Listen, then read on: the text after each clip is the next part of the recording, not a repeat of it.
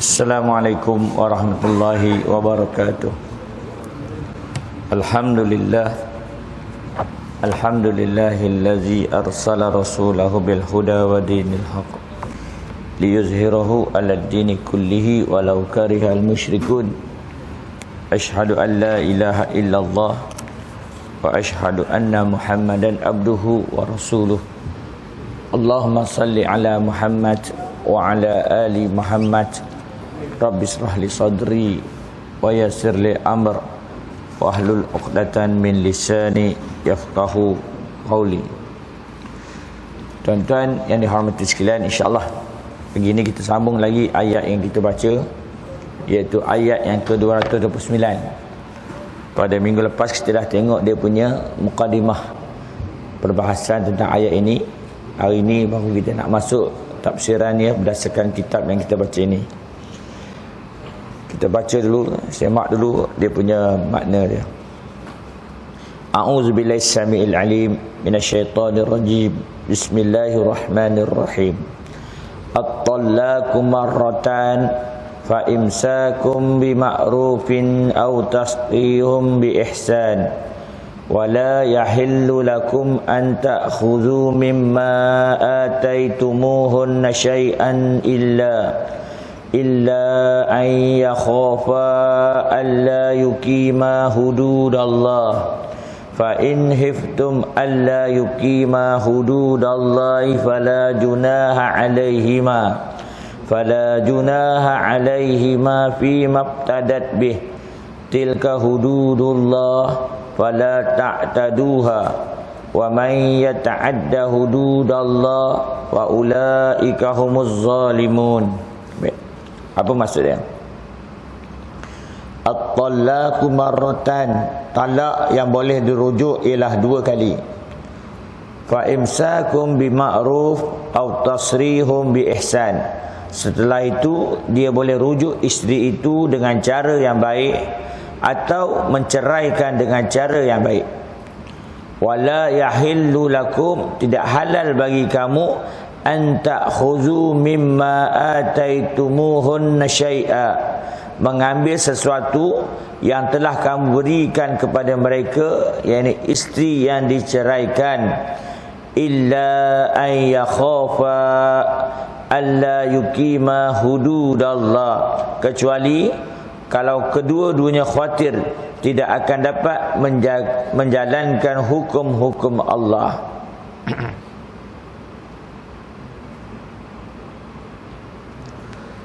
Fa in hibtum alla yuqima hududallah, jika kamu khawatir bahawa kedua-duanya tidak akan dapat menjalankan hukum-hukum Allah, maka tidak ada dosa atas kedua-duanya tentang bayaran tebus talak. Fala junaha alaihima fi mabtadat bih. Itu bab tebus talak ya. Bayaran tebus talak yang diberikan oleh isteri untuk menebus dirinya. Tilka hududullah fala ta'taduha. Itulah batas-batas Allah, maka janganlah kamu melanggarnya. Wa may yata'adda hududallah, siapa yang melanggar hukum-hukum Allah, faulaika humuz zalimun, mereka adalah orang-orang yang zalim. Baik. Dalam mukadimah pada minggu lepas kita diberitahu bahawa amalan atau perbuatan cerai rujuk ni memang menjadi perbuatan budaya masyarakat Arab ketika itu. Seperti mana yang saya sebut bahawa Islam ini bila datang dia ada filter. Dia tidak membuang semua hukum kalau ianya boleh diperbaharui. Maka hukum berkaitan dengan cerai rujuk ni Islam datangkan dengan hukum baru, iaitu dengan mengadakan sekatan atau batasan cerai. Dan ayat ini dinuzulkan apabila seorang wanita datang bertemu Nabi SAW menceritakan tentang perangai suami dia yang ceraikan dia, kemudian sebelum habis tempoh eddahnya dirujuk balik, kemudian dicerai balik sebelum habis iddah dirujuk balik dengan tujuan untuk membalas dendam ataupun berbuat tidak baik terhadap isterinya. Maka Allah Ta'ala turunkan ayat ini memberi batas ataupun menghadkan jumlah yang boleh dicerai terhadap seorang wanita. Maknanya tuan-tuan, inilah di antara kehebatan ataupun kelebihan bila Islam datang, ia telah memperbaiki tahap perempuan. Sebelum ini tengok bagaimana masyarakat Arab yang suka bersumpah terhadap isterinya tak nak bersetubuh dengannya, kan? Dan tujuannya apa? Untuk mendera isterinya, sedangkan dia banyak isteri lagi. Nampak? Jadi Islam datang dengan hukum yang baru, memperbaiki atau menaik taraf wanita Islam. Jadi sebab itu kita kata bahawa Islam sebenarnya menaik tarafkan wanita di tempat yang betul. Itu Islam. Baik. Jadi ayat ni begitulah, ya, nak memberi wanita di tempat yang sebetulnya. Baik. Tengok muka surat 449. Justeru syariat Islam ingin mengawal talak daripada disalahgunakan oleh para suami, lalu membahagikan talak kepada 3 tahap, supaya pada setiap tahap yang dilalui masing-masing hendaklah mengambil iktibar dan pengajaran sebaik-baiknya. Jadi maknanya ini soal perasaan, tuan-tuan, emosi manusia, ya. Walaupun dia dah duduk 2 tahun berkahwin, 10 tahun, 20 tahun, bahkan ada perkahwinan yang dah 40 tahun berkahwin, patutnya logik akal tak berkelahi, tapi ada juga yang menghadapi krisis. Ini yang kata soal perasaan, ya. Jadi Islam menjadikan talak ini sebagai benda yang dihalalkan dan kita perlu ambil pengajaran. Ada manusia kadang-kadang talak itu mungkin sampai peringkat wajib. Contohnya atas perbincangan bersama antara suami isteri bahawa mereka tak nampak jalan penyelesaian untuk berbaik semula. Kemudian kedua-dua keluarga pula bersetuju bahawa perceraian ini itulah jalan penyelesaian untuk kedua-dua belah pihak. Maka ketika itu menjadi wajib kepada mereka untuk bercerai. Walaupun asal hukumnya harus. Kerana kita kena ingat, kalau hukum harus ia boleh berubah menjadi wajib, menjadi sunat, harus dan haram dan juga makruh. Baik. At-talaqu marratan, talak yang boleh dirujuk ialah 2 kali. Maknanya talak ini ia terbahagi kepada 2. Satu dipanggil talak raj'i, satu dipanggil talak bain. Talak raj'i ialah talak yang boleh dirujuk, iaitu talak kali pertama dan talak kali kedua. Manakala talak bain ialah talak yang tak boleh dirujuk, dan sekiranya ia ingin kembali kepada perkahwinan itu semula, dia kena tunggu habis iddah. Itu dipanggil talak bain. Habis iddah baru dia boleh kahwin semula. Talak bain pula terbahagi kepada 2. Satu dia panggil bain surah, ya, iaitu contoh cerai secara fasah, cerai secara tebus talak, ya. Yang itu dia ambil iddah dulu, ya. Tetapi ada satu talak lagi, talak bain kubra, iaitu walaupun habis iddah tetapi tidak boleh terus nikah, melainkan isterinya atau perempuan itu tadi berkahwin dengan lelaki yang lain. Itu ayat lepas ini kita akan jumpa, ya. Kemudian ada satu lagi talak yang tidak boleh dirujuk, tak boleh, nikah semula pun tak boleh. Itu nanti kita juga akan jumpa, itu talak disebabkan li'an, ya. Itu jenis-jenis talak. Baik. Hukum talak raj'i. Ayat ini menjelaskan bahawa bilangan talak yang boleh dirujuk semula kepada kehidupan sebagai suami isteri ialah 2 kali. Ya, mana bila berlaku talak dua kali talak, ya, boleh dirujuk lagi. Apabila talak melebihi 2 kali, maka tidak ada jalan lagi untuk kembali kepada kehidupan suami isteri, kecuali setelah perempuan itu berkahwin dengan orang lain. Ini talak 3, ya. Kemudian suami yang kedua ini menceraikannya dengan talak biasa tanpa paksaan. Pada waktu ini suaminya yang pertama harus berkahwin semula dengannya selepas habis iddah.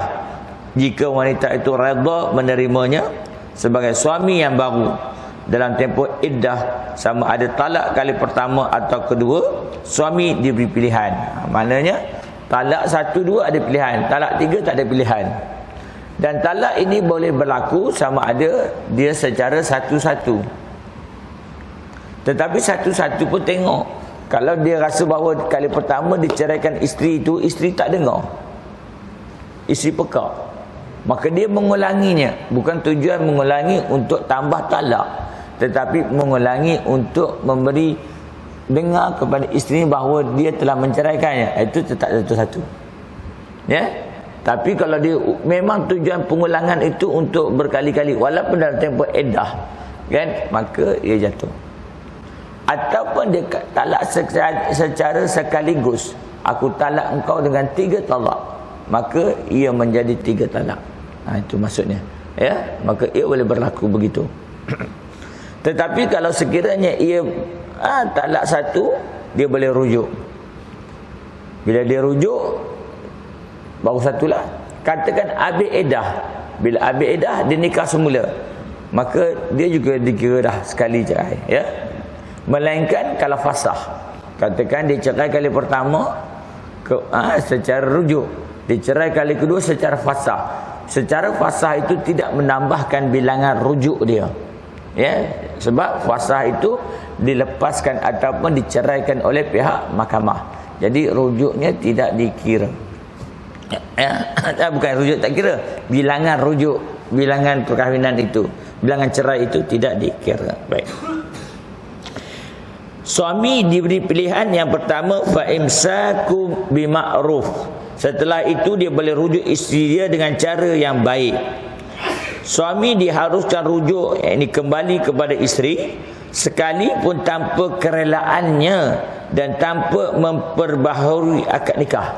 Memadailah baginya memberitahu isterinya bahawa dia ingin kembali semula kepada perkahwinan sebelumnya. Okey.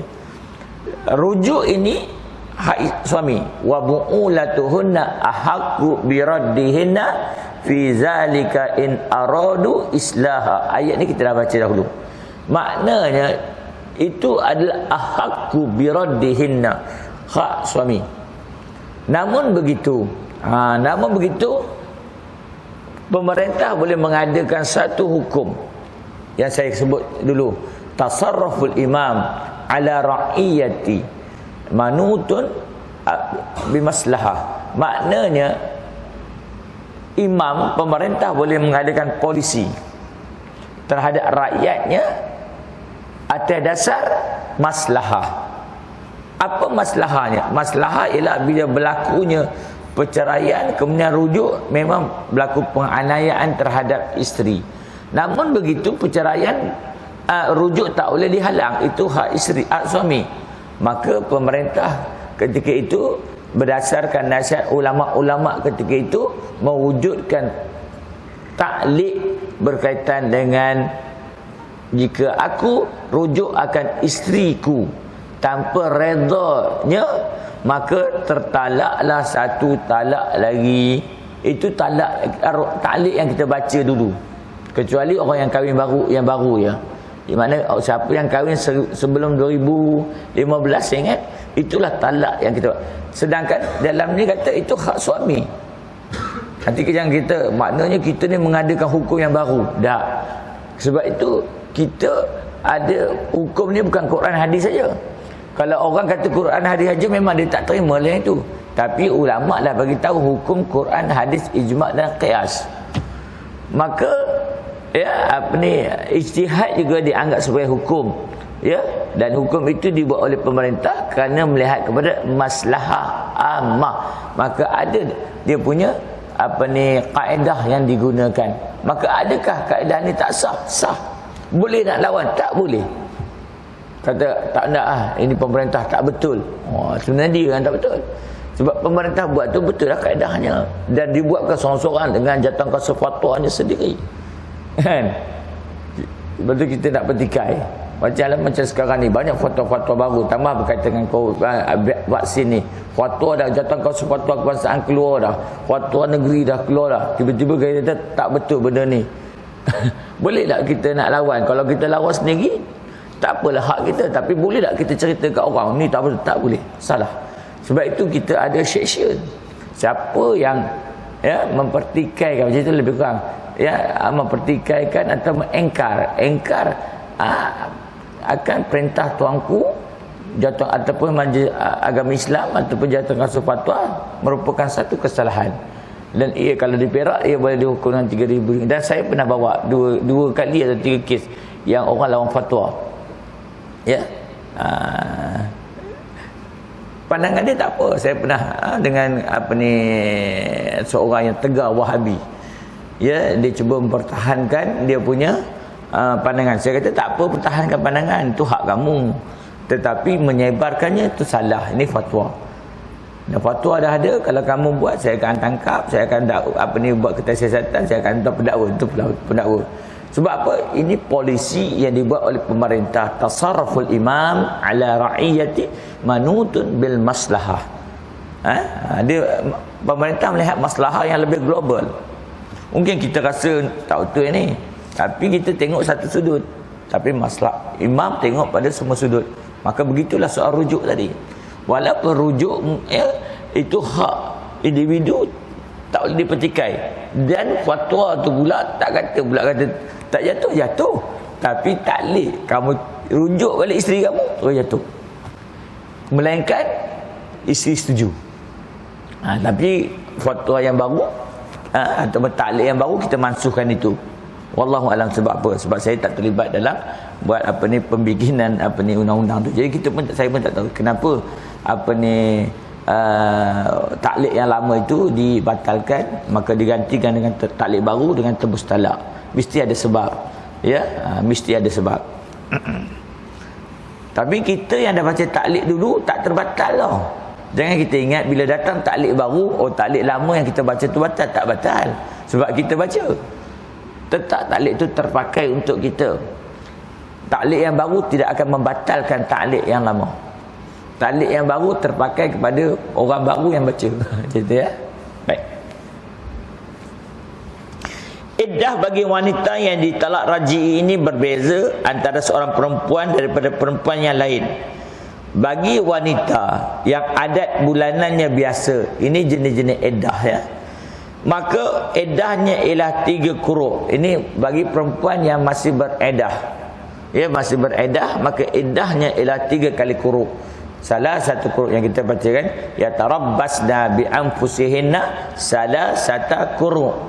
Orang yang dicerai, wal mutallaqatu, dan perempuan-perempuan diceraikan tempoh menunggu ialah 3 quru'.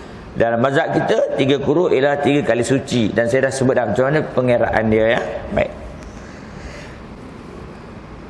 Maka iddahnya 3 quru' atau sekitar 3 bulan dari tarikh dia diceraikan.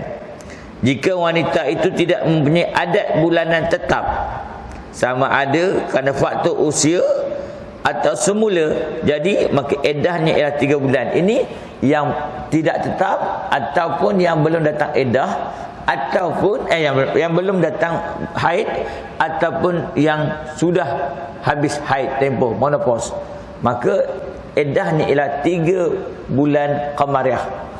Bukan bulan Masih, bulan qamariah. Tadi 3 kali suci. 3 kali suci ini tak tentu antara seorang wanita dengan wanita. Dia berbeza. Mungkin orang ni 9,5, orang ni sebulan, orang ni mungkin 20 hari. Orang tak tahu. Dia sendirilah yang tahu. Sebab itu dalam hukum, dia yang boleh mendakwa. Bila katakan bawa ke mahkamah kan seorang ni kata dia dah habis iddah, seorang ni kata belum habis iddah, mahkamah akan tanya perempuan tu, kamu dah suci berapa kali? Dah ya. Perempuan itu punya kenyataan lah yang akan diambil kira oleh mahkamah, bukan kenyataan suaminya.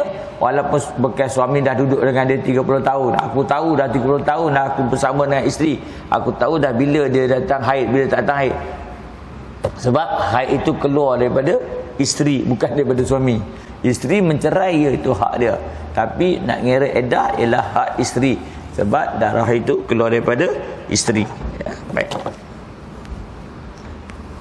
Dan jika wanita itu hamil, maka iddahnya berakhir dengan selesai melahirkan. Hamil ataupun keguguran. Kalau dia hamil, iddahnya akan habis apabila dia melahirkan anak ataupun keguguran. Dua tu ya. Kalau mati, mati nanti kita akan jemput ayat tu 4 bulan 10 hari. Ya, kalau mati 4 bulan 10 hari. Memang Quran sebut 4 bulan 10 hari. Wallazina yutawaffawna minkum wa yazaruna azwaja yatarabbasna bi anfusihinna arba'ata ashhurin wa asyra. Quran sebut 4 bulan. Macam yang tadi Quran sebut salah satu kuru. Quran tak sebut bulan. Bila tak sebut bulan, ulama khilaf lah.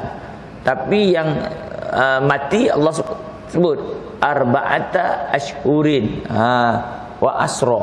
4 bulan 10 hari. 4 bulan 10 hari lah. Ya. Baik, itu nanti kita akan jumpa ayat tu. Baik.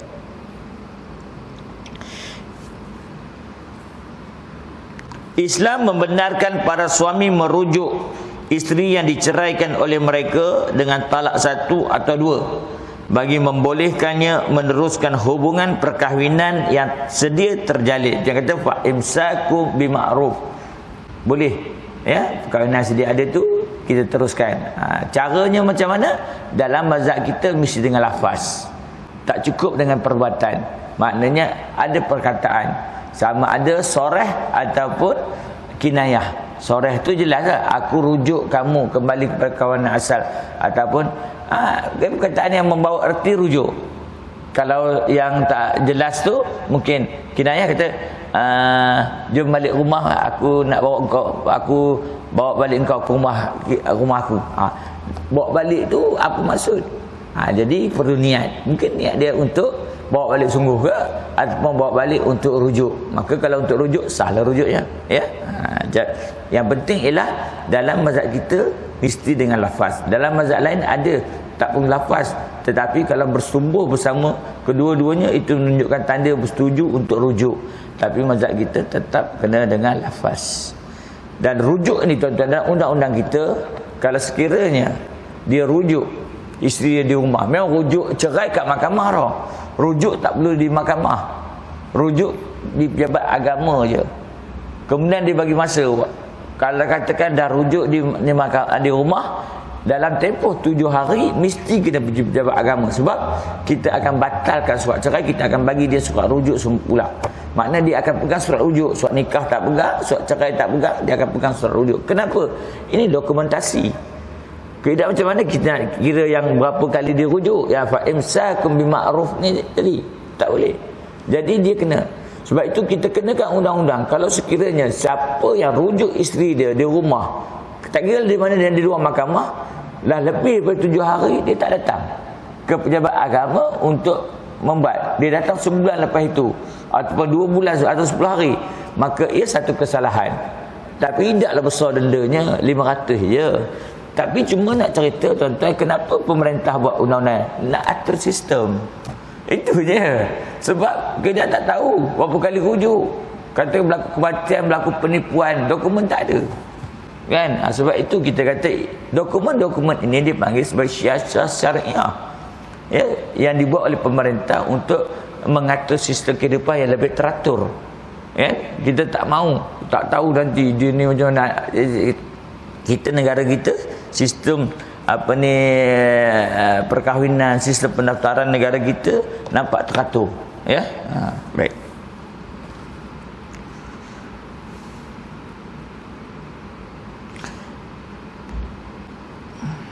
Mungkin perceraian berlaku dengan cara yang tidak dirancang. Tengah marah akibatnya suami sangat menyesal atas kesilapannya. Banyak ya. Saya masa dulu je qadi tu memang banyak yang rujuk semula kerana menyesal silap. Ada yang ambil masa sebulan, ada masa 2 bulan, ada yang baru kejap itu. Pernah sekali tu baru kejap itu je. Tapi ini dia bercerai secara gurau. Gurau pun berlaku cerai itu. Ya, dia mengajukkan cakap, tapi mengajukkan disebut nama isteri dia, bukan lakonan apa benda. Ya, bukan mengajar. Tujuan mengajar lain. Ya, itu tengah naik kereta, ya, melawat dengan ceramah, ya, kata Ustaz Datuk Ismail Kamun ceramah soal rumah tangga. Kemudian suami dia terlafazkan kepada isteri dia, aku ceraikan kau. Ini melawat, ya. Jadi datang dia balik, rujuklah. Dan kita bagi tahu, jangan buat lagi. Kalau kamu buat lagi, jatuh 2 kali dah. Dia sekali dah, ya. Islam membuka peluang sebanyak 2 kali kepada suami ini untuk kembali kepada isterinya yang diceraikan dalam masa iddah tanpa kerelaannya. Jika iddah telah selesai, sama ada pada talak pertama atau kedua, bekas suami itu harus juga merujuk, tetapi hendaklah dengan akad dan mas kahwin yang baru dan dengan kerelaan dan persetujuan bekas isterinya. Salah satu dari syarat sah perkahwinan ialah dengan kerelaan. Maknanya kalau tanpa kerelaan, ia boleh bawa mahkamah untuk minta farak, pisah. Dan kita ada kes yang dikahwin secara paksa, tanpa rela, kemudian dia minta farak di mahkamah dan mahkamah meluluskan permohonan farak itu, sebab dia mesti dengan kerelaan. Salah satu daripada syarat perkahwinan itu. Jadi kalau dah habis iddah pun boleh nikah semula, tak ada masalah. Cuma bezanya kalau nikah semula dia kena ada balik mas kahwinnya, saksinya, walinya. Kalau rujuk tak perlu, mas kahwin tak ada, saksi pun tak ada. Kalau kata kita berdua dengan isteri kita, dah cukup lah, pun boleh dianggap sebagai sah rujuk itu. Baik. Dalam tempoh iddah bagi talak raj'i, jumhur ulama berpendapat suami bebas mengadakan hubungan dengan isteri yang ditalak. Tapi hubungan ini bukan hubungan seksual, Hubungan seksual tak boleh. Ini kerana talak raj'i belum memutuskan sepenuhnya hubungan perkahwinan mereka. Bahkan dalam tempoh itu, jika salah seorang daripada mereka meninggal dunia, maka hak-hak pusaka di antara mereka masih ada mengikut masing-masing, sebagaimana nafkah juga wajib di atas suami memberi kepadanya. Okey, talak raj'i ini tuan-tuan, sebab oleh kerana dia tak perlu akad baru, dia rujuk, dia masih ada hubungan lagi. Sebab itu kalau dia ada 4 orang isteri, dia ceraikan isteri itu masih dalam talak raj'i, lelaki tadi tak boleh kahwin dengan perempuan yang baru kerana dia anggap masih ada 4. Awak tahu, walaupun dah cerai, sebab talak raj'i. Begitu juga dalam bab nafkah, dalam bab iddah, termasuk dalam bab pusaka, mempusakai. Dia kena cerai, isteri dia cerai, kan? Kemudian belum sampai itu suami dia meninggal, bekas suami itu meninggal. Adakah dia berhak untuk mewarisi faraid? Dapat. Sebab dia bukan lagi cerai, dia masih talak raj'i. Tapi dalam bab yang lain dia masih ajnabi. Contohnya dalam aurat dia ajnabi lah. Bahkan dalam fiqh Syafi'i, dia tak boleh duduk serumah melainkan ada keluarga ataupun anak-anaknya yang besar, yang menyebabkan ia malu untuk melakukan perbuatan iaitu bersetubuh tadi. Sebab itu dalam undang-undang kita pun, saya ingat section 132 elemen keluarga kita menyebut sesiapa yang sudah bercerai masih dalam talak raj'i bersekedudukan. Maksud bersekedudukan itu duduk serumah macam suami isteri, melakukan persetubuhan semua, maka ia dianggap satu kesalahan. Suami tadi boleh dihukum. Sebab itu kita pernah dapat kes bila isteri ngadu suami tak nak keluar dari rumah walaupun talak raj'i. Sebab dia kata dia dengar ada ustaz kata boleh duduk serumah, sebab walaupun dia dah talak masih talak raj'i dalam iddah. Kita kata dalam fiqh kita, undang-undang kita kata tak boleh, dan ini satu kesalahan, dan kita akan ambil tindakan kalau suami tadi tak nak keluar rumah, melainkan ada keluarga anak-anak yang besar-besar tadi kan, menyebabkan dia mungkin tak tidur sekali semua kan. Kalau nak rujuklah, bukan masalah kan. Dia kata nak duduk semula balik, mungkin dalam masa itu ada kondusif menyebabkan mungkin hatinya terbuka untuk rujuk balik. Tapi fiqh kata tak boleh. Tambah kalau tak ada anak, duduk berdua je, anak kondusif apa kat luar pun boleh kondusif kan. Rujuklah balik kan, rujuk balik semua. Jadi dalam undang-undang kita tak boleh.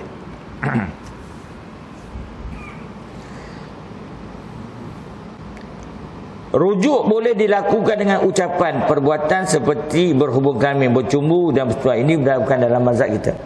Imam Syafi'i berpendapat talak raj'i melucutkan perkahwinan. Oleh itu rujuk perlu dilakukan dalam masa iddah dengan ucapan yang soreh dan tidak sah dengan hubungan kelamin, bercumbu dan sebagainya. Ibn Hazm berpendapat rujuk tidak sah tanpa disaksikan oleh 2 orang saksi. Itu pendapat Ibn. Tapi dari Imam Syafi'i, kalau kata pada isteri saja boleh, tak ada masalah. Ya. Jadi memanglah ya. Inilah yang Islam bagi option kepada perkahwinan. Tuan-tuan yang saya hormati, untuk ayat au tasrihu bi ihsan ni kita sambung ke depan ni, sebab saya ada kematian. Staf saya malam tadi meninggal pukul 12 malam, pemandu saya dan driver saya tadi meninggal.